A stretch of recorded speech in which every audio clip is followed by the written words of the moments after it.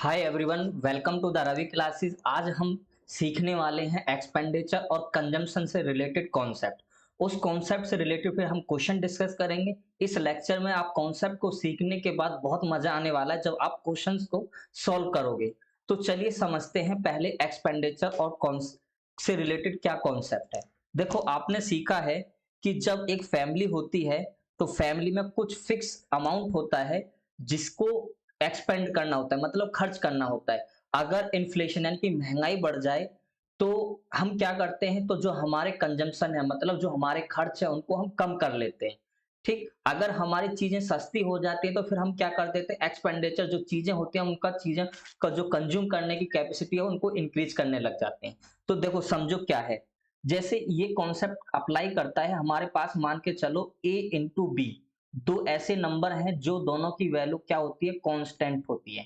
Constant का मतलब समझना है कि ए अगर आपकी इंक्रीज होती है तो बी को क्या होना पड़ेगा, डिक्रीज होना पड़ेगा, तभी जाके ये कांस्टेंट होगी। अगर ए आपकी डिक्रीज होगी तो बी आपकी क्या होगी, इंक्रीज होगी। ठीक है, तो अब एक्सपेंडिचर से रिलेटेड कॉन्सेप्ट क्या है, देखो एक्सपेंडिचर जो होता है, एक्सपेंडिचर किसी भी फैमिली में क्या होता है, मान के चलो उसकी प्राइस की वैल्यू क्या है, ठीक है? और क्या, कंजम्पशन, कंजम्पशन कितना है, ठीक है? कहने का मतलब अगर किसी की प्राइस वैल्यू 100 रुपीज है, कंजम्पशन अगर किसी जैसे राइस का कंजम्पशन 2 केजी है, तो उसका टोटल जो होगा वो एक्सपेंडिचर निकल के आएगा, ठीक है? तो अगर हम एक्सपेंडिचर निकालना है तो हमें क्या करना पड़ेगा, प्राइस में कंजम्पशन की मल्टीप्लाई करनी पड़ेगी। अगर हम प्राइस में कंजम्पशन की मल्टीप्लाई कर दें तो ये हमारा क्या निकल के आएगा, ये निकल के आएगा एक्सपेंडिचर, ठीक है? तो देखो समझो क्या होता है, अगर हम प्राइस को इंक्रीज करते हैं, ठीक है, तो जो हमारा कंजम्पशन होता है वो हमेशा डिक्रीज होगा, मतलब प्राइस मैंने इंक्रीज किया और कंजम्पशन मेरा क्या होगा, डिक्रीज होगा। वो क्यों होगा, क्योंकि जो मेरा एक्सपेंडिचर है वो मुझे अपना सेम रखना है, क्योंकि वह मैं उसको नहीं बढ़ा सकता, ठीक है? क्योंकि मेरे पास एक्सपेंडिचर की जो लिमिट है वो फिक्स है। कहने का मतलब अगर मुझे अपने घर में हर मंथली 1000 रुपीज एक्सपेंड करने हैं, तो मुझे क्या करना पड़ेगा, अगर प्राइस बढ़ जाता है तो मुझे कंजम्पशन, अपने जो खपत होगी घर में चीजों की, उसको कम करना पड़ेगा। अगर प्राइस डिक्रीज हो जाते तो फिर मुझे कंजम्पशन में अपना इंक्रीज कर सकता हूं, क्योंकि मेरे पास एक्सपेंडिचर की जो वैल्यू है फिक्स है। फिक्स करने का मतलब क्या हो गया, एक्सपेंडिचर यहां पर आपका कांस्टेंट हुआ। और जब कांस्टेंट होता है तो ये हमारा, हमने क्या बोला कि a into B equal to constant, ये वाला कॉन्सेप्ट हम यहाँ पर अप्लाई करने वाले हैं, ठीक है? बात समझ में आई? तो कहने का मतलब अगर आपका प्राइस इंक्रीज हुआ तो कंजम्पशन डिक्रीज होगा, अगर कंजम्पशन डिक्रीज होता है तो प्राइस आपका इंक्रीज होगा। मान के चलो आपका प्राइस जो था 100 रुपीज था, ठीक है, किसी भी वैल्यू का। अब प्राइस जो है क्या हुआ, 20% आपका इंक्रीज हो गया, ठीक? कहने का मतलब किसी भी आर्टिकल का प्राइस 100 रुपीज था और उसका प्राइस है 20% इंक्रीज हो गया। तो प्राइस जब 20% इंक्रीज होगा तो कितना हो जाएगा, 100 से 120 होगा। लेकिन मैं कितना खर्च करूंगा, मैं मुझे करना ही 100 खर्च है, तो कंजम्पशन मेरा क्या होगा, कंजम्पशन मेरा रिवर्स हो जाएगा। कैसे, वो अब 120 बेशक हो लेकिन मुझे खर्च कितना ही करना है, 100, तो ये रिवर्स होगा। यहीं से समझो, तो देखो कैसे, प्राइस इंटू कंजम्पशन है। तो आपने पढ़ा, यहाँ से अगर हम सीखते हैं तो क्या सीख सकते हैं कि जो प्राइस होता है कंजम्पशन के रेसिप्रोकल होता है, ठीक है, इनवर्सली रेसिप्रोकल। क्योंकि ये कांस्टेंट है तो कंजम्पशन ये है अपॉन में आ जाएगा, तो प्राइस ये प्रोपोर्शनल का साइन हो गया कंजम्पशन। तो कहने का मतलब अगर प्राइस इंक्रीज होगा तो कंजम्पशन डिक्रीज होगा। अगर मेरा प्राइस डबल हो जाए तो कंजम्पशन मेरा क्या हो जाएगा, हाफ हो जाएगा। क्या होगा, हाफ होगा। तो याद रखना, जब भी आप प्राइस इंक्रीज करोगे तो कंजम्पशन उसका रिवर्स होगा। जैसे मान के चलो प्राइस जो है 5:6 में है, मतलब पहले 5 था, अब 6 हो गया, तो कंजम्पशन जो होगा आपका 6:5 होने वाला है। समझ में आई बात? अब एक्सपेंडिचर क्या होगा, इस कंडीशन में आपका कांस्टेंट रहेगा। तो अब देखो प्राइस 5 से 6 हुआ, कहने का मतलब 5 से 6 होने पर प्राइस जो है आपकी एक वैल्यू इंक्रीज हुई। तो अब आपको क्या करना पड़ेगा, जो कंजम्पशन है उसको भी आपको एक डिक्रीज करना पड़ेगा। तो कंजम्पशन पहले कितना हो, पहले अब कितना था, जब पहले 5 था प्राइस तो 6 हो गया प्राइस। तो कंजम्पशन रिवर्स हुआ, तो यानी कि कंजम्पशन पहले 6 और बाद में 5 हो गया। तो कितना डिक्रीज किया मैंने, एक डिक्रीज किया। किस पर डिक्रीज किया, तो वो 6 था पहला, और इनटू 100। तो कहने का मतलब 1/6 की परसेंट की फ्रैक्शन वैल्यू की जो परसेंटेज वैल्यू होती है 16.66% होती है। तो ये हो जाएगा मेरे कंजम्पशन का डिक्रीज परसेंटेज। बात समझ में आई? इससे रिलेटेड पहले हम कुछ क्वेश्चन सीखते हैं, फिर आपको समझ में आता है। जैसे मान के चलो ये आपके पास क्वेश्चन लिखा हुआ है, पहले हम इसका थोड़ा कलर चेंज कर लेते हैं, फिर आपको थोड़ा समझाने में मजा आएगा। जैसे क्वेश्चन लिखा हुआ है कि जो प्राइस है शुगर का, प्राइस है जो शुगर का वो डिक्रीज हो गया 15%। अब क्या कह रहा है कि percentage can be person increase the consumption so that there no change in the expenditure. कहने का मतलब एक्सपेंडिचर आपका कांस्टेंट हो गया कि उसके अंदर कोई भी चेंज नहीं है। अब एक बात बताओ, जो प्राइस है 15% डिक्रीज हुआ, 15% का डिक्रीज का मतलब हुआ कि ये 3/20। कहने का मतलब 20 से कितना कम हो गया आपका, 3 रुपीज कम हुआ। तो प्राइस अब पहले अभी कितना है 20, अब 3 कम हो गया तो कितना हो गया 17। तो कंजम्पशन क्या होगा, उल्टा रेसिप्रोकल यानी कि रिवर्स हो जाएगा, 17/20। ठीक है, क्यों होगा ऐसा, अभी मैंने आपको समझाया कि प्राइस पहले 20 था, तो अब 17 हो गया, तो आपको कंजम्पशन भी क्या करना पड़ेगा, रिवर्स करना पड़ेगा, मतलब 17 से आपको 20 करना पड़ेगा। अभी हमने सीखा जो प्राइस होता है कंजम्पशन के इनवर्सली प्रोपोर्शनल होता है, और इनवर्सली प्रोपोर्शनल का मतलब होता है कि एक वैल्यू इंक्रीज होती है तो दूसरी डिक्रीज होती है। तो कंजम्पशन कितना हो गया आपका 17 से 20। तो अब एक बात बताओ, जब प्राइस आपका डिक्रीज होता है, जब प्राइस डिक्रीज होगा तो आप क्या करोगे, कंजम्पशन क्या कर दोगे, इंक्रीज करोगे, क्योंकि एक्सपेंडिचर आपको सेम रखना है। तो पहले एक्सपेंडिचर जब सेम रखना है तो आपका देखो कंजम्पशन 17 रुपए होता था, अब कितना हो रहा है 20 रुपीज हो रहा है। कितना इंक्रीज किया आपने, 3 इंक्रीज किया, किस पर किया, 17 पे किया, और परसेंटेज को कन्वर्ट करने के लिए 100 की मल्टीप्लाई, तो 300/17% हो गया। कौन सा ऑप्शन है, ये आपका बी ऑप्शन हुआ। क्लियर हुआ, समझ में आया? चलिए अब नेक्स्ट क्वेश्चन करते हैं। क्वेश्चन नंबर आपका 44। अब देखो, एक व्यक्ति अपनी चीनी की खपत में 42.84% की वृद्धि करता है। ठीक है, क्या कर रहा है, खपत, खपत का मतलब हो गया यहाँ पर कंजम्पशन। अब क्योंकि चीनी की कीमत x परसेंट से कम हो जाती है तो व्यय निरंतर रहता है, यानी कि x की वैल्यू निकालना है। ठीक है, तो व्यय निरंतर का मतलब क्या हुआ कि जो आपका एक्सपेंडिचर है वो हमेशा कांस्टेंट रहने वाला है।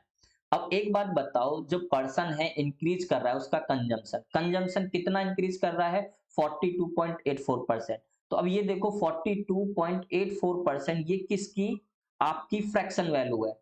तो देखो 14, ये 14 का मल्टीपल होता है, तो अब आप कह सकते हो जो 1/7 होता है इसकी वैल्यू होती है 14.28। ठीक है, 1/7 फ्रैक्शन की वैल्यू परसेंटेज में कितनी हो गई, 14.28। अब ये कितना है 42, कहने का मतलब इसमें कितने की मल्टीप्लाई, 3 की, तो इसमें भी क्या करनी पड़ेगी, 3 की मल्टीप्लाई। तो ये हो गया 3/7।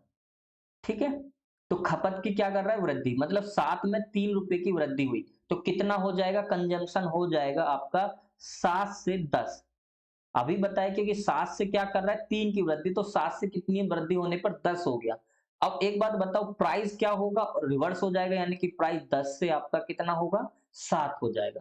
अब प्राइस 10 से 7 हुआ, तो देखो प्राइस कितना डिक्रीज किया आपने, 10 से 7 में 3 रुपए यूनिट, किस पर किया, 10 रुपए पर, और परसेंटेज को कन्वर्ट करने के लिए 100 की मल्टीप्लाई, तो सॉल्व करोगे कितना परसेंट, 30%। ये इस क्वेश्चन का आंसर हुआ। नेक्स्ट क्वेश्चन देखो 45 है, एक्स वाई से व्युत्क्रमानुपाती, एक्स और वाई अभी समझाया कि भाई आपके पास ए और एक बी जो है कांस्टेंट थे। ठीक है, कांस्टेंट, तो अब जब कांस्टेंट है तो एक जो होगा 1 बी के रेसिप्रोकल होगा, तो एक आपका इंक्रीज होता है तो आपको बी को क्या होना पड़ेगा, डिक्रीज होना पड़ेगा। यही कॉन्सेप्ट है। 37.5% की जो फ्रैक्शन वैल्यू होती है वो 3/8 होती है, ये मैंने आपको सिखाई थी। आप पहला लेक्चर देखो अगर नहीं आपने देखा है तो। देखो अब क्या हुआ, 8 से 3 रुपए बढ़ाया तो कितना हो गया इसका, 11, 8 से 3 का 11। तो ठीक है, x को कह रहा है x और y व्यस्क्रमानुपाती है, x को मतलब बढ़ा दिया, कितना बढ़ाया, x को पहले 8 था तो अब 3 बढ़ा के 11 कर दिया, तो y भी क्या होगा, कम होगा, ये x था, तो जब रेसिप्रोकल है y कब कितना कम होगा, 11 से आपको 8 करना पड़ेगा, और 11 से 8 करने में कितने यूनिट डिक्रीज हुई, 3, किस पर हुआ, 11 पर।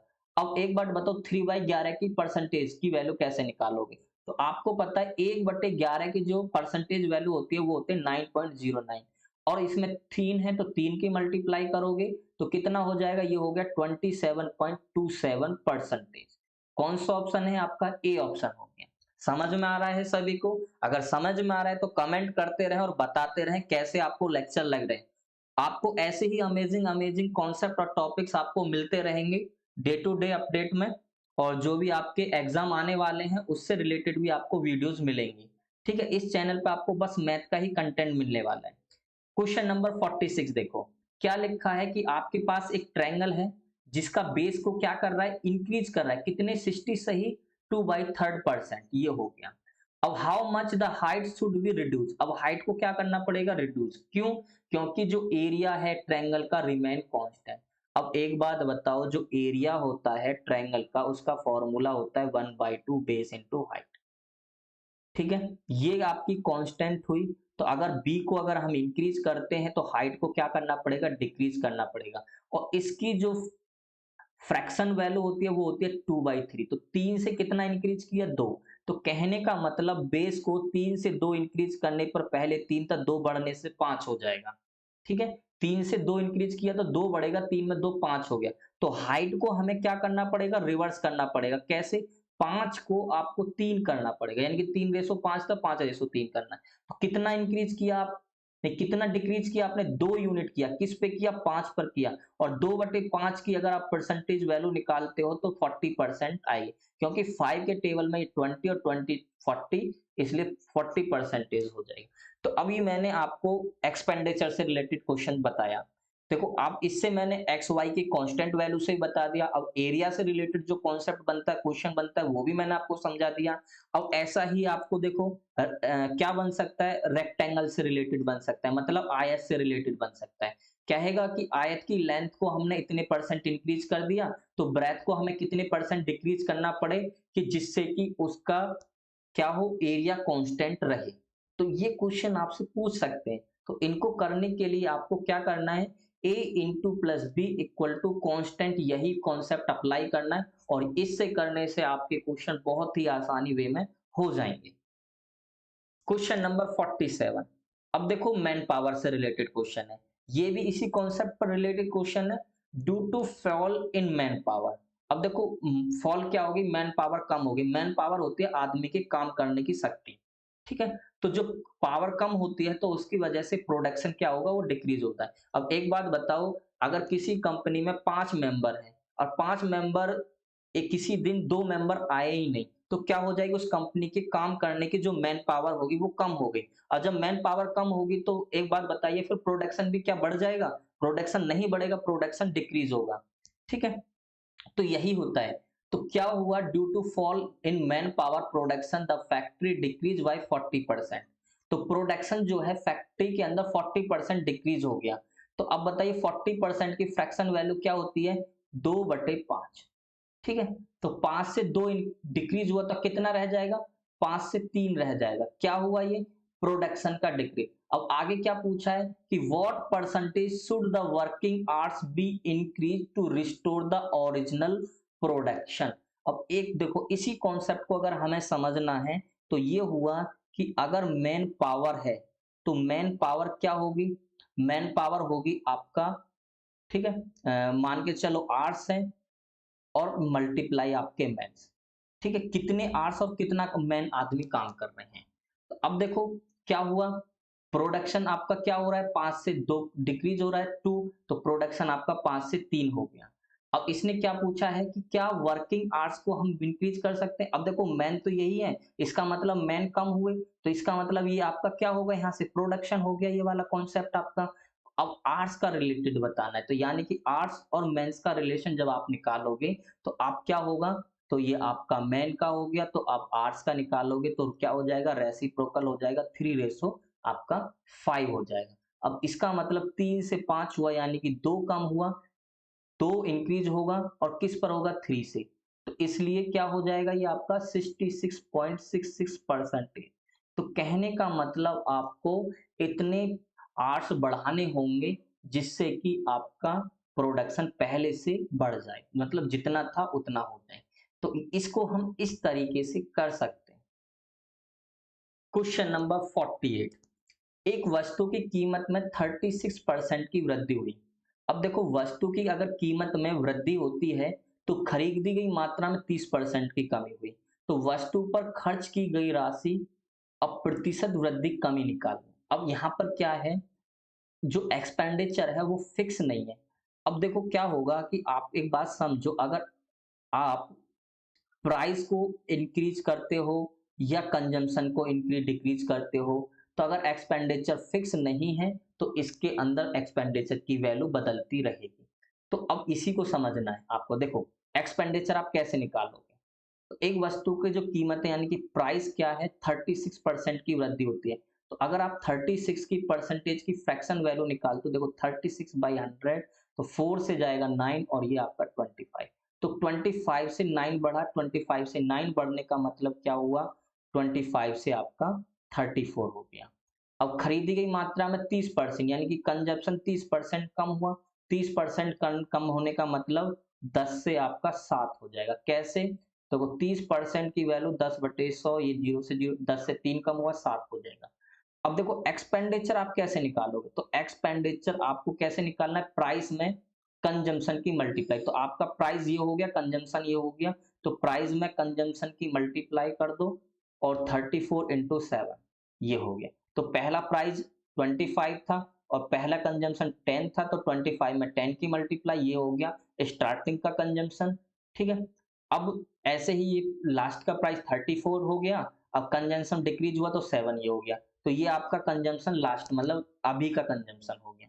तो ये कितना हुआ, देखो 250 हुआ और 7 4 जा 28, 7 3 जा 21, 238 हो गया। अब देखो 250 से कितना हुआ, 238, कितना डिक्रीज हुआ आपका 12 हुआ। अब 12 अगर डिक्रीज होता है तो वो किस पर होता है, 250 पर, मल्टीप्लाई बाय 100। तो ये आपका 4 और ये आपका 10, 12 4 जा 48 और देखो 10 से अगर हम डिवाइड करेंगे तो 4.8 आंसर होगा। अब देखो 4.8 क्या होगा आपका, डिक्रीज हुआ है, तो डिक्रीज यानी कि डी ऑप्शन आपका हो जाएगा इस क्वेश्चन का। नेक्स्ट क्वेश्चन 49, ए बसीर working hour per day were increase by 15%। ठीक है, तो बसीर का जो कार्य समय है वो प्रतिदिन 15% बढ़ गया और उसका वेतन प्रति घंटे 20% तक बढ़ गया, तो उसकी दैनिक आय कितने प्रतिशत तक बढ़ गई। अब देखो इसके अंदर भी यही समझना है आपको।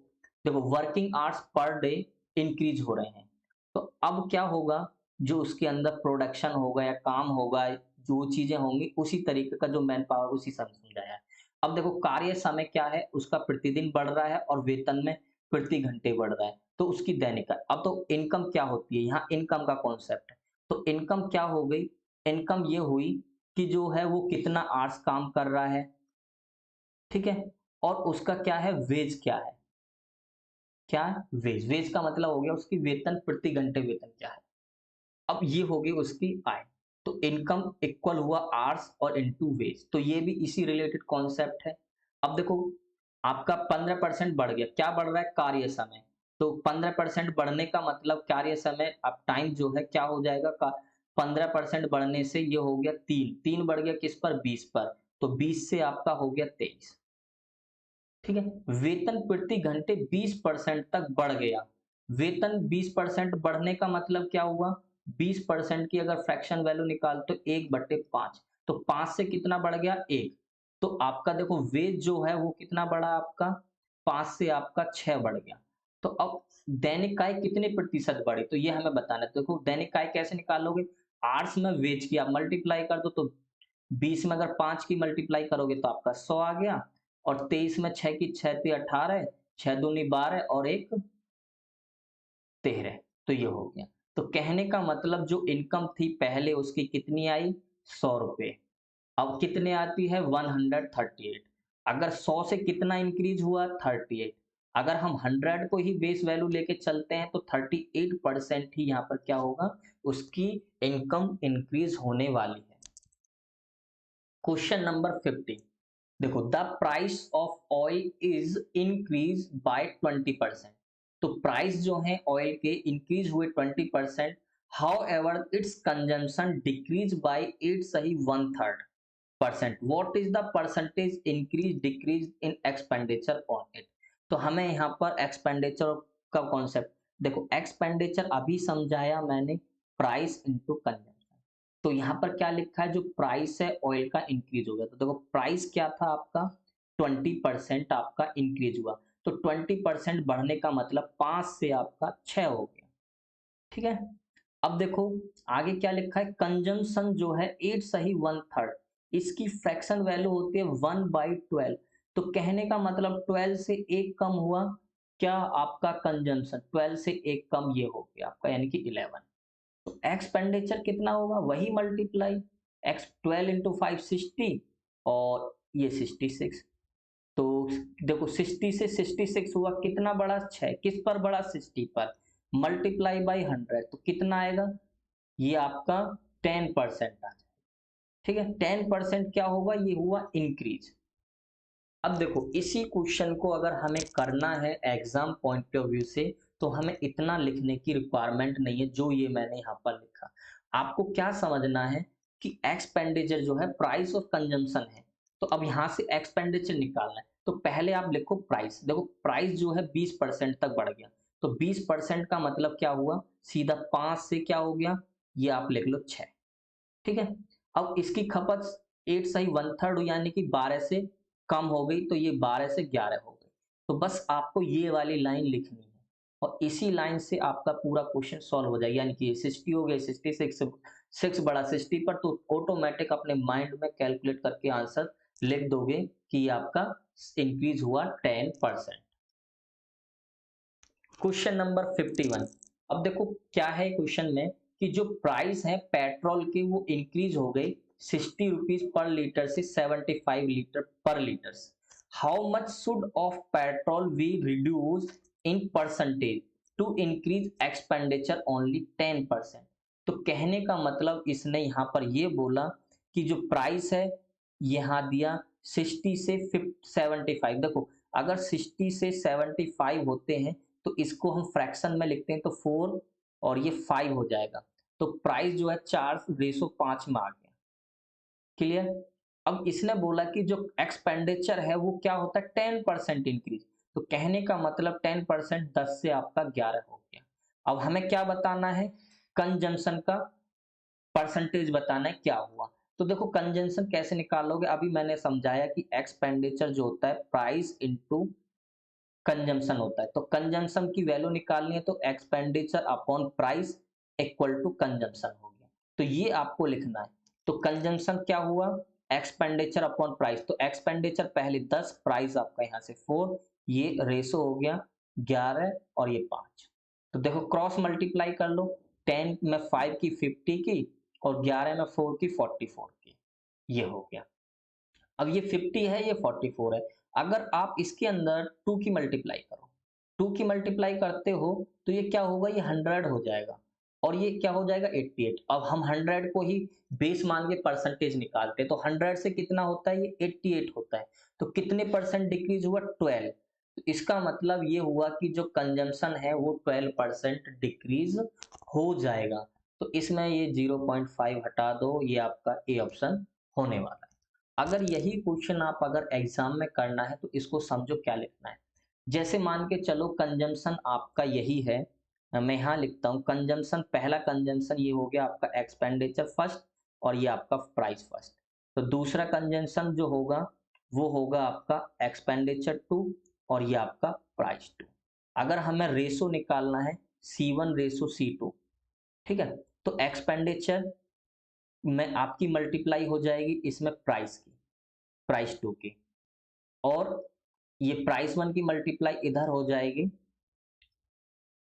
यहाँ पर, तो ये वाला आपको याद रखना, कहने का मतलब यहाँ पर एक्सपेंडिचर पहला है, देखो हम 100 लेके चलेंगे तो यही वैल्यू बढ़ेगी और यहाँ पर ये 2 है तो ये वाली वैल्यू होगी। तो पहले आप प्राइस देखो, कहने का मतलब देखो एक्सपेंडिचर कितना मानोगे आप 100 ले लो, तो प्राइस 2 P2 यानी कि इंक्रीज होने के बाद लिखना है। तो प्राइस जो है 60 से 75 हुआ था, 60 से 75 यानी कि आप 75 लिख लो। अब एक्सपेंडिचर देखो क्या हुआ है, पहला एक्सपेंडिचर 100 लिया और एक्सपेंडिचर दूसरा कितना है 10% तक बढ़ा यानी कि ये 110 हो गया, और अब प्राइस क्या है इसका 60 हो गया।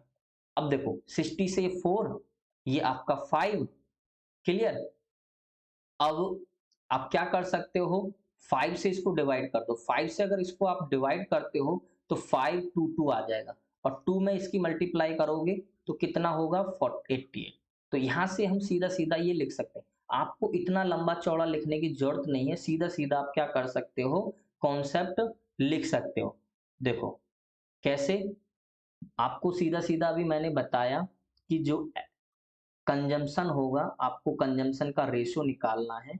तो कंजम्पशन का रेशो आप पहले प्राइस देखो, प्राइस कितना है 75, ठीक है। अब जब प्राइस पहले, क्योंकि प्राइस हमारा बढ़ा हुआ लिखना है अब, और एक्सपेंडिचर आपको सेम लिखना है, तो एक्सपेंडिचर सेम, अब एक्सपेंडिचर बढ़ा के 110 लिखना है और मल्टीप्लाई आपको 60 लिखना है। फॉर्मूला आपको याद रखना है, क्या होता है, कंजम्पशन एक्सपेंडिचर, ठीक है, 1 price two ratio expenditure two और प्राइस आपका 1, ये आपको याद, अगर ये कॉन्सेप्ट याद है तो एक लाइन के अंदर आप क्वेश्चन को लिख के खत्म कर सकते हो। देखो हम अगला क्वेश्चन करते हैं, पेट्रोल की कीमत में 28% की वृद्धि हुई, ठीक है, और व्यक्ति अपने व्यय में केवल 22% बढ़ाना चाहता है, तो लगभग कितने प्रतिशत तक उसे अपना उपयोग में कमी करनी पड़ेगी। तो कहने का मतलब प्राइस 28% इंक्रीज हो गया आपका, ठीक है, अब एक्सपेंडिचर 22% इंक्रीज कर रहा है। तो अब इसको देखो कैसे करना है, अभी मैंने फॉर्मूला बताया था कि एक्सपेंडिचर का रेशो पहले 100 हमें लेके चलना है, किसको, आपका एक्सपेंडिचर, तो प्राइस देखो क्या है, पेट्रोल, प्राइस ऑफ पेट्रोल 28, तो यानी कि 28 बढ़ने के बाद 128 हो गया, और पहले प्राइस आप 100 लेके चलोगे तो एक्सपेंडिचर 122 हो गया। तो ये आपको लिखना है, तो यानी कि 1228 से 122 हो गया। अब 1228 अगर आप इसको 4 से कैंसिल आउट कर लो, 4 के टेबल में 3 2, और 4 के टेबल में 2 नहीं, 4 से नहीं जाएगा, ये आप 2 से जाएगा 64, और ये 61, ठीक है, 64 से 61 हुआ, तो कितना डिक्रीज हुआ, 3 डिक्रीज हुआ, किस पर हुआ 64, मल्टीप्लाई बाई 100, तो 300 हो गया। अब देखो इसको डिवाइड करना है, तो 64 में अगर देखें 5 बार, तो 65 जा, देखो 65 जा आप अगर 300 हो गया, और 4 भी है तो इसका 20 और आ जाएगा, तो इसका मतलब 320 होगा। तो कहने का मतलब है 5 से तो कम होगा, तो 5 से कम होने का मतलब आपके 2 ऑप्शन गलत हो गए। अब ये 2 ऑप्शन बचे हुए हैं, अगर मैं 4.9 लेता हूँ, इसका मतलब थोड़ा-सा ही कम होना चाहिए, लेकिन यहाँ पर कितना कम है, 325 बार्स में 2 बार कम है, तो इसलिए हम क्या ले सकते हैं, 4.7 ले सकते हैं। तो यही हमारा आंसर होने वाला है। तो इस तरीके से हम बिना डिवाइड करे हम सोच सकते हैं कि इसका ऑप्शन कौन-सा होने वाला है। क्वेश्चन नंबर 53, 53 में क्या लिखा है, ये भी ऐसा ही क्वेश्चन है, आपको ऐसे ही करना है। तो पहले समझो क्या करना है, if the price of petrol increase by 19%, ठीक है, and Sunita intend to spend only an additional 12% on petrol, by what percentage should she reduce the quality of petrol purchase, ठीक है, तो पेट्रोल की कीमत 19% बढ़ जाती है, तो अब देखो कंजम्पशन का रेशो, प्राइस कितना बढ़ रहा है 119, देखो एक्सपेंडिचर हमेशा 100 रहता है, तो प्राइस बढ़ा हुआ लिखना है, दूसरे में एक्सपेंडिचर बढ़ा हुआ लिखना है या घटा हुआ लिखना है, और सुनीता पेट्रोल की 12% अतिरिक्त खर्च करती है यानी कि 112, ये हो गया 119, और ये क्या हो गया 112। अब ये देखो किसके टेबल से कट सकते हैं, 119 और 112, देखो 17 के टेबल से जा सकते हैं, 17 के टेबल में आपका 17 7, हाँ 7 7 जा 49, और ये आपका हो गया, और 17 6 जा, तो 6 7 जा 42, और ये आपका 6 1 जा 1, और ये आपका कितना हो जाएगा 10, तो ये 102 होता है। तो थोड़ा सा हम इसको कर सकते हैं, तो देखो कंजम्पशन हमारा यही होने वाला है। तो पेट्रोल की कीमत में 19% की वृद्धि हुई और केवल 12% अधिक खर्च करना है, तो यानी कि 100 से 12 112 हो गया। तो कितना बढ़ा इसका यहाँ पर 5 बढ़ा, किस पर बढ़ा 119 पर, ठीक है, मल्टीप्लाई बाई 100, नहीं 7 बढ़ेगा, 7 बढ़ेगा एक, तो 700 हो गया। अब 119, अगर मैं इसको 120 मान लेता हूँ, तो 120 में अगर मैं 6 की मल्टीप्लाई करूँ तो 720 होता है, लेकिन ये कितना है 700 है। तो इसका मतलब ये 6 तो आंसर नहीं आने वाला है, आंसर क्या आ सकता है 6 से कम 5, ठीक है। अब देखो 5 से कम नहीं होगा, कभी आप सोचो, क्योंकि ऑप्शन भी नहीं है आपका। तो 12 में 6 से ज़्यादा नहीं हो रहा, क्योंकि 12 6 जा 720 होता है और ये 700 है। तो इसलिए आपको क्या ऑप्शन टिक करना है इसका 5। चलिए अब नेक्स्ट क्वेश्चन करते हैं। क्वेश्चन नंबर 54, जो प्राइस है टी का इंक्रीज हुआ by 20%, I have to decide increase my expenditure towards tea by 15% only, by what percentage should I reduce my consumption, correct to one place of decimal in order to be able to maintain same level of expense toward tea. कहने का मतलब जो price है T का वो 20% बढ़ता है और वो क्या डिसाइड करता है इनकी एक्सपेंडिचर को 15% इंक्रीज करना। तो बस कंजम्पशन का रेशो कैसे निकालना है, पहले प्राइस का लिख लो और फिर एक्सपेंडिचर का लिख लो, तो 15% बढ़ाना है उसको। क्लियर, इस तरीके से आपको लिखना है। अब देखो कितना कम हुआ, एक्सपेंड कंजम्पशन कितना कम करना पड़ेगा, 5 किस पे करना पड़ेगा 120 पे, मल्टीप्लाई बाई 100। तो आप ये 6 ये 5 25 बाई 6 और 6 4 4 से ये 2 आ जाएगा, तो यानी कि 4.2% कम करना पड़ेगा आपको क्या, अपना consumption. Question number next 55 question है। देखो जब चीनी का मूल्य 53% की वृद्धि होती है, तो उस तो एक परिवार ने इसकी मासिक खपत को इतना कम कर दिया कि चीनी पर होने वाले व्यय पहले की तुलना में केवल 19% अधिक था। यदि परिवार में पहले चीनी की मासिक खपत 38.7 केजी थी, अब देखो इसके अंदर अभी तक कोई वैल्यू नहीं दी हुई थी, सीधा सीधा परसेंटेज पूछ रहा था। अब ये क्वेश्चन वैल्यूज के आगे, तो अब आपको यहाँ पर समझना होगा कि हमें कैसे करने हैं। तो देखो पहले परिवार में चीनी की मासिक खपत दे रखी है, तो पहले आपको क्या करना होगा, खपत का रेशो निकालो। तो चीनी का मूल्य 53% बढ़ा, तो यानी कि प्राइस हो गया 153, ठीक है। अब इसकी मासिक खपत को इतना कम कर दिया कि चीनी में होने वाले व्यय पहले की तुलना में केवल 119, तो 119% ये आपका बढ़ गया। तो देखो 153 से 119 हो गया, तो कंजम्पशन का रेशो क्या होगा, ये दोनों 17 के टेबल में आता है 9 बार और ये 7 बार। तो कहने का मतलब पहले कंजम्पशन 9 था, अब आपका कितना हो गया 7, डिफरेंस कितने का हुआ 2 का, ठीक है। तो ये कह रहा है कि यदि परिवार पहले चीनी की मासिक खपत 38.7 केजी थी, तो कहने का मतलब 9 की वैल्यू कितनी होगी 38.7, 9 की वैल्यू कितनी होती है बेटा 38 पॉइंट आपकी 7 केजी होगी। अब हमें क्या निकालना है, चीनी की मासिक खपत में कितनी कमी हुई, तो कमी कितनी हुई हमें 2 की, तो हमें 2 की वैल्यू निकालनी, तो 9 से पहले 1 की वैल्यू निकालने के लिए आप इसको डिवाइड करोगे, 9 4 जा 36 और ये 27, 2 की वैल्यू निकालने के लिए 2 की मल्टीप्लाई, तो 4.3 में 2 की मल्टीप्लाई करोगे तो आपका हो गया 8.6 केजी। इसका मतलब चीनी की मासिक खपत में 8.6 केजी की कमी करनी पड़ेगी, कब, जब वो प्राइस को 153% बढ़ाता है और कंजम्पशन यानी एक्सपेंडिचर को 19% इंक्रीज करता है।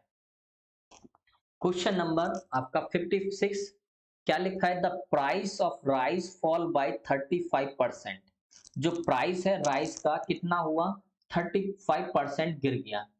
तो अब जब गिरने का मतलब 35%, आप देखो 35% को अगर हम लिखते हैं तो 5 से 7 और ये 5 से आपका 20, तो 20 से 7 कम हुआ, 20 से 7 कम होने का मतलब प्राइस अगर 20 होगा तो 7 कम होने से 13 हो गया। पूछा क्या, how much extra quantity of rice can be bought with the money that was sufficient to buy 14 KG rice previously. इस बात को समझना है कि इसका मतलब क्या है। ये कह रहा है कि कितनी एक्स्ट्रा क्वांटिटी राइस की जो है वो परचेज करेगा इस मनी में, जो क्या हो, टू सफिशिएंट हो बाय करने में 104 केजी ऑफ राइस। ठीक है, तो यहां देखो ज्ञात करो कि उतने ही रुपए में चावल की कीमत की कितनी अतिरिक्त मात्रा खरीदी जा सके, जो पहले 104 किलो चावल खरीदने के लिए पर्याप्त थी। तो अब देखो कंजम्पशन कितना होगा, 13 से आपका हो गया 20। ठीक है, तो पहले 104 किलो चावल खरीद रहा है, तो कहने का मतलब यहाँ पर कंजम्पशन कितना, 13 यूनिट। और 104 यूनिट करने के लिए आपको क्या करनी पड़ेगी, इसके अंदर 8 की मल्टीप्लाई। तो इसके अंदर भी आप 8 की मल्टीप्लाई करोगे तो कितना होगा, ये हो जाएगा आपका 160। ठीक है, अब इसने पूछा है कितनी अतिरिक्त मात्रा। तो देखो 104 और ये 60 का डिफरेंस आप निकालते हो तो कितना आ जाएगा, 56 के। तो यही आपका हो गया। अगर इस क्वेश्चन में आपसे लास्ट वैल्यू कंजम्पशन पूछता है तो आप ये निकाल सकते हो, डिफरेंस पूछा है तो आप ऐसे निकाल सकते हो। तो आप ऐसे भी निकाल सकते हो कि 13 की जो वैल्यू है यहाँ पर कितना है, 104। तो एक की वैल्यू आपकी 8 आ जाएगी और 2 की वैल्यू कितनी हो जाएगी, नहीं 7 की वैल्यू कितनी हो जाएगी, 8 इंटू 7 इक्वल टू 56 केजी। तो आप इस तरीके से भी आप इसको सॉल्व कर सकते हो। क्वेश्चन नंबर 57, इसको देखो। Due to increase of 32% in the price of pulse, a person reduce his consumption in such a way that his expenditure increase only by 10%। अब देखो इंक्रीज हुआ क्या उसका 32%, क्या प्राइस पल्स का। ठीक है, पल्स हमारी दालें होती है, पर्सन रिड्यूस हिज कंजम्पशन। अब वो क्या कर रहा है कि कंजम्पशन को रिड्यूस कर रहा है कि एक्सपेंडिचर है उसका खाली 10% ही बढ़े। अब एक बात बताओ, जब प्राइस हो वो 32%, तो 32% अगर हम इसको 4 से डिवाइड करते हैं तो 4 के टेबल में 8, ये हो गया। तो कहने का मतलब प्राइस जो है 25 से 8 हो गया। 25 से 8 का मतलब क्या होगा, 33। ठीक है, 8 पार्ट बढ़ गया, 32% की ये फ्रैक्शन वैल्यू होती है। अब इसने क्या बोला कि एक्सपेंडिचर वो इंक्रीज करना चाहता है कितना, 10। तो 10% यानी कि 10 से 11 हो जाएगा। ठीक है, 10 से कितना होगा, 10 से 11, क्योंकि 10% की जो फ्रैक्शन वैल्यू होती है 1/10। तो 10 से 1 बढ़ेगा, 10 से क्या होगा, 11। अब उसने क्या बोला कि if he consume 150 KG of pulse after the price. अब देखो कंजम्पशन की बात दी हुई है यहाँ पर 150, तो आपको क्या करना पड़ेगा, पहले कंजम्पशन निकालना पड़ेगा। अभी कंजम्पशन निकालना पहले मैंने सिखाया, पहले कैसे सिखाया कि भाई आप ये लिख लो, एक्सपेंडिचर फिर प्राइस इनटू कंजम्पशन। तो एक्सपेंडिचर और प्राइस से इसको डिवाइड करो, ये आपको लिखना है। एक्सपेंडिचर आपका 10 हो गया, प्राइस आपका 25 और एक्सपेंडिचर 11 और ये आपका 33। ठीक है, तो ये आपका, अगर आप 5 से 2 ये 5 और ये आपका 11 से 1 और ये आपका 3। तो ये आपका कंजम्पशन का हो गया। तो यानी कि 2 इंटू 3 ये 6 और ये आपका 5। तो पहले कंजम्पशन 6 था, अब कितना हो गया, 5 हो गया। अब ये क्या कह रहा है, 150 केजी दाल का वो करते हैं। ठीक है, यदि मूल्य बढ़ाने के पश्चात यानी कि 5 की वैल्यू कितनी हो गई आपकी, 155। तो 5 से अगर इसको डिवाइड करोगे 30 हो गया।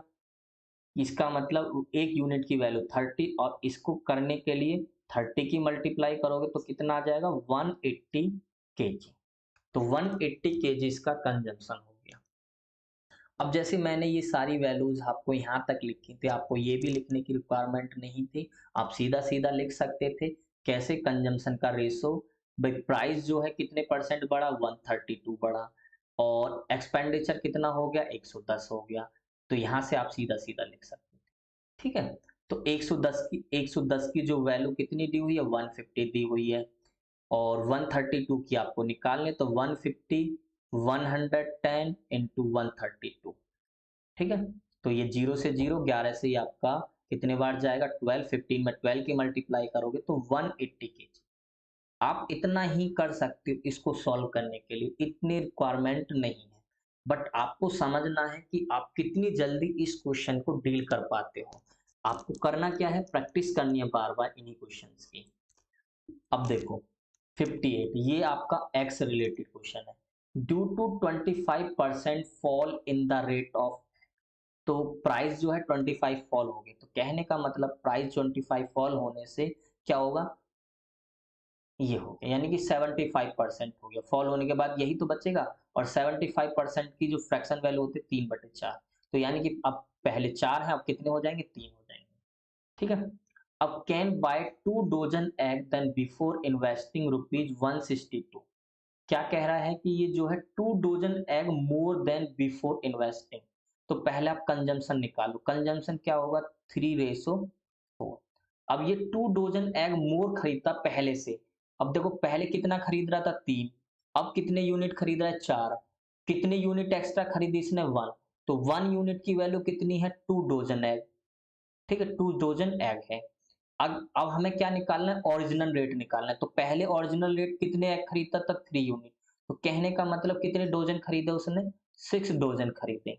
अब इसने क्या बोला, कितने इन्वेस्टिंग करता था वो, 162, अगर 162 हमें इन्वेस्ट कर रहा था, तो 162 में कितने डोजन खरीदता था वो, 6 दर्जन खरीदता था। और अगर 6 से हम इसको डिवाइड करते हैं, 6 2 जा 12, और ये आपका हो गया 7। ठीक है, तो 27 रुपीज हो गया उसका। कहने का मतलब वो पहले 27 रुपीज इन्वेस्ट करता था। अब ये हो सकता है कि लास्ट वाली वैल्यू पूछ ले आपसे, तो आपको करना क्या है, तो लास्ट वाली भी वैल्यू आप निकाल सकते हैं, कि लास्ट वाली कैसे निकालोगे, एक की यूनिट की 2 डोजन, अब इसके कितने डोजन हो गए, 8 डोजन, तो मतलब अब 162 में 8 की डिवाइड कर देंगे तो आपकी क्या हो जाएगा, ये आपकी लास्ट की वैल्यू निकल के आ जाएगी। कहने का मतलब कि लास्ट कंजम्पशन का प्राइस क्या होगा, प्रति दर्जन अंडे की मूल्य कितनी वैल्यू क्या होने वाली है। क्वेश्चन नंबर 59, सरकार ने चीनी के मूल्य को 15% घटा दिया। अब एक बात बताओ, अगर मूल्य को घटा दिया तो प्राइस क्या होगा, घटने से 20 से 15 यानी कि 17 हो। ठीक है, 15% की फ्रैक्शन वैल्यू कितनी होती है बेटा, ये होती है 3/20। ठीक है, तो 20 से 3 घट गए यानी कि 17 रह गए। अब इसने बोला कि consume can buy 7.4 KG more sugar, तो कंजम्पशन कितना हो गया, 17/20 हो गया। कितने का डिफरेंस हुआ, 3 का। अब इसने 3 की यूनिट की वैल्यू कितनी दी हुई है, 7.54 केजी। अब एक की यूनिट की वैल्यू कितनी आ जाएगी आपकी, 7.4/3। अब इसने पूछा क्या है कि ओरिजिनल प्राइस बताइए। तो एक बात बताओ, देखो 3 यूनिट की वैल्यू इतने केजी है, तो ओरिजिनल कंजम्पशन कितने पार्ट था, 17 पार्ट, तो 17 पार्ट की वैल्यू आप कैसे निकालोगे, तो 17 की इसमें आप मल्टीप्लाई कर दोगे, तो देखो 3 से ना ये कटता है ना ये कटता है, तो कहने का मतलब इतने केजी आप कंज्यूम करोगे पहले। अब हमारे पास पहले शुगर की जो प्राइस थी वो कितनी थी, 1250, यानी कि जो उसको उतने ही आप इन्वेस्ट कर रहे थे। अब हमें निकालना क्या है, ओरिजिनल प्राइस। ओरिजिनल प्राइस आप अगर आप कैसे निकालोगे, बेटा जब ओरिजिनल प्राइस निकालना है तो जो भी आपके पास अमाउंट है इसको डिवाइड कर दो, किससे करोगे, जो आपके पास राइस है, बट आपको रेट ही तो निकालना है कि भी कितने किलोग्राम चीनी, टोटल ये खरीदी उसने इतनी चीनी। ठीक है, 17 पार्ट की वैल्यू टोटल ये हो गई, और कितने टोटल इन्वेस्ट कर रहा था, इतना इन्वेस्ट कर रहा था, तो इससे इसको डिवाइड कर दो, ये आपका 3 हो जाएगा। पॉइंट हटाओगे तो आपका 10 आ जाएगा। अब देखो 17 से इसको डिवाइड कर लो, 17 7 जा आपका क्या हो गया, 119, और ये 6 और 17 4 जा, तो ये 74, 74 से 74, तो इसका मतलब आपका क्या हो गया, 30 रुपए पर केजी हो गए, मतलब 30 रुपए पर केजी चीनी का रेट हो गया ये सभी क्वेश्चन मैंने आपको एक्सपेंडिचर कंज्यूम से रिलेटेड सारे क्वेश्चन मैंने आपको करा दिए हैं। इसी तरीके के और भी क्वेश्चन आपकी जो बुक में है आपको प्रैक्टिस करनी है, जितना प्रैक्टिस करोगे उतना ही आपको कॉन्सेप्ट क्लियर होता चला जाएगा। अगर आपको इससे रिलेटेड कोई भी डाउट है, कोई भी पॉइंट आपको क्लियर नहीं हुआ, तो आप कमेंट करके बता सकते हैं, वहां पर आपको जरूर रेस्पॉन्स किया जाएगा। और इससे रिलेटेड आपका ऐसा कोई क्वेश्चन जो आपसे नहीं सॉल्व हो रहा है, आप उसको कमेंट में भी लिख सकते हैं। और थैंक यू, बाय बाय।